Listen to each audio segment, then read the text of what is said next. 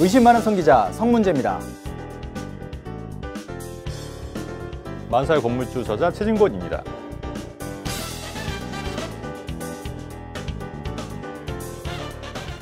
네, 40대 건물주 되기 24번째 시간입니다. 오늘은 비트코인과 갭투자라는 제목을 가지고 좀 얘기를 나눠볼 텐데요.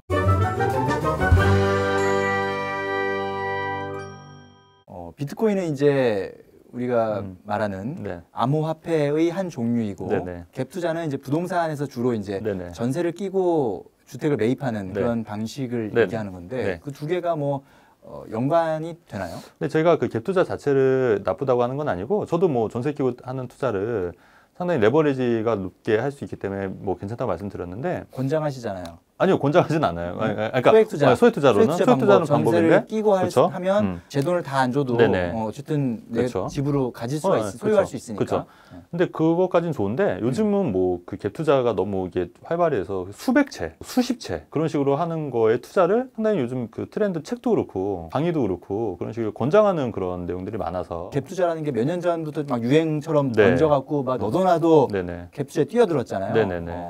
그리고 실제로 얼마 전에 저한테 이제 상담을 받으러 오신 분은 네. 자산이 지방에 있는 아파트가 2억인데 컨설팅 업체에서 갭 투자하는 컨설팅 업체에서 2억 중에 1억을 대출을 받아서 집을 5채를 전세를 끼고 산 거예요. 어우, 네. 컨설팅 잘 받으셨네. 2억짜리 집 하나 갖고 계셨던 분이 네. 2억 네네. 대출은 없어졌나 봐요. 네네네. 2억 중에 네, 1억 대출 1억을 대출을 받아서 그걸로 5채를 갭 투자를 하셨으니까. 그렇죠. 그래서 뭐 네. 성공한 투자 사례인가요? 네, 네. 그래서 그건 뭐 두고 봐야 될 것 같은데. 네. 근데 이제 자산이 이제 12억인데 순자산은 2억이 된 거죠. 아, 그렇게 2억짜리 되니까. 집 6채가 생겼으니까 네. 자산은 12억이 그렇죠. 됐는데 네. 실제 순자산은 실제로 순자산은 2억 정도 되는 거죠. 2억이다. 네. 요거는 이제 그게 이제 1년 만에 것도. 그러니까 최근에 1년 만에 그렇게 많이 하셨는데. 네, 돈 많이 버셨겠네. 아니 근데 아직은 이제 오른 건 아니에요. 그래요? 이제 1년이 됐기 때문에 이제 뭐 더 두고 봐야 알겠지만. 네. 제가 볼 때는 그래서 저한테 이제 의뢰를 하신 게 뭐냐면은 또 이런 투자가 있냐고 이제 요청을 하셨는데 저는 못 하겠더라고요. 더 이상 하시는 건 좀 위험할 것 같아서. 네. 그래서 지금 하시는 것만 좀 관리하시고 더 이상 추가로 하시는 건 아닌 것 같다고 이렇게 말씀을 드려서 이제 돌려보낸 적이 있거든요.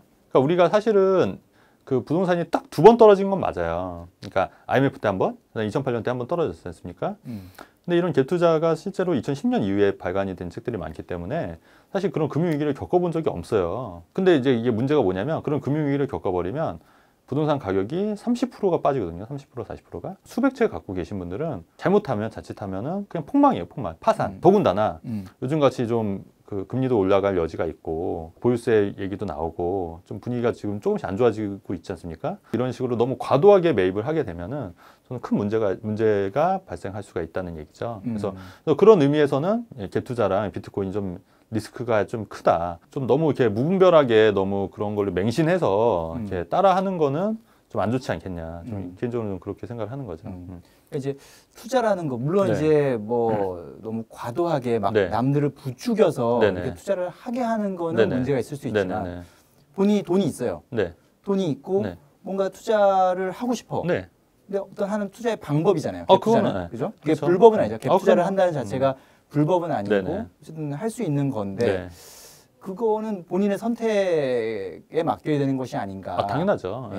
네. 선택이지만 네. 과도하면 이제 문제가 될 수 있다라는 그렇죠. 거죠. 예. 네. 그래서 나중에 그런 집값이 떨어지거나 했을 때. 그렇죠. 집값이 그러면 그 떨어지거나. 말씀은 앞으로 뭐 집값이 좀 떨어질 가능성이 크다 이걸 전제로 하고 말씀하시는 거예요? 아니요, 그런 건 아니고. 예, 그러니까 그럴 수도 있죠. 집값이 떨어질 수도 있죠. 근데 이제 제가 말씀드리고 싶은 건 뭐냐면 우리가 항상 투자를 할 때 뭘 유념을 해야 되냐면은 최악의 경우를 생각을 하셔야 돼요. 그러니까 실패하지 않는 부동산 투자법을 하려면 정말 최악의 경우, IMF 때도 그렇고 2008년도에도 그렇고 30%가 하락을 했거든요.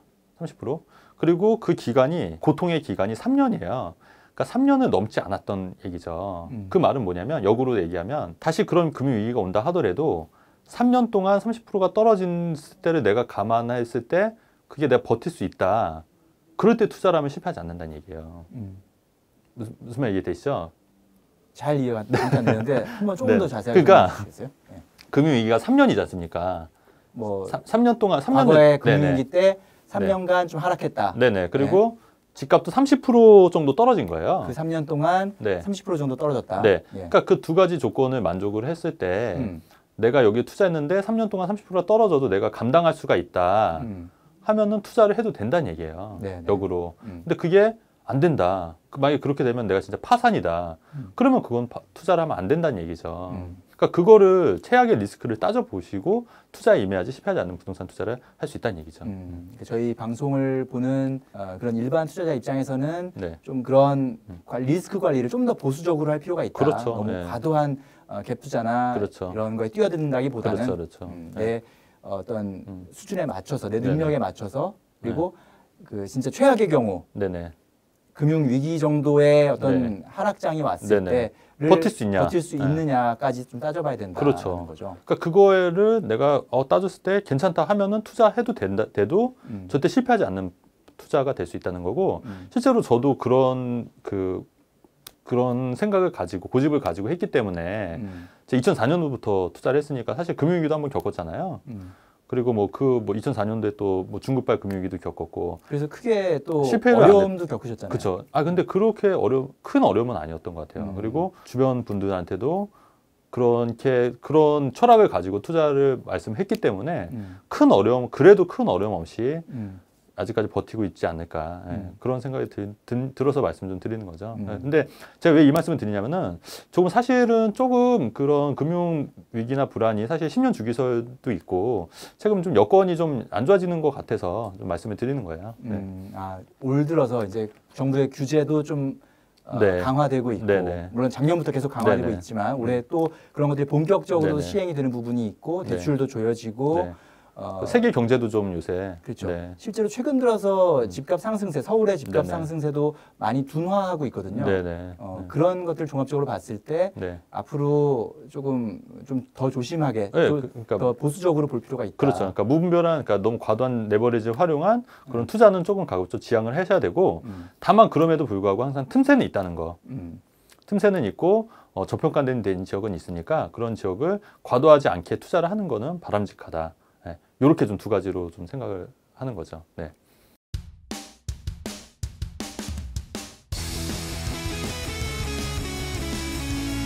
네, 작년 말에 암호화폐가 한창 인기였을 때 그때 뒤늦게 들어가셨다가 좀 크게 손해를 보신 분들 많았다는 뉴스 저도 들었는데요. 갭 투자도 마찬가지입니다. 갭 투자도 부동산 시장이 워낙 좋다 보니까 많은 분들이 또 뛰어들었고 또 지금도 많은 갭 투자가 이루어지고 있다고 하는데 이런 리스크가 클 수 있다. 그러니까 무분별한 갭 투자는 리스크가 클 수 있다는 점들을 꼭 유념하시고 여러분들 투자 전략을 세우는 데 참고하시면 좋겠습니다.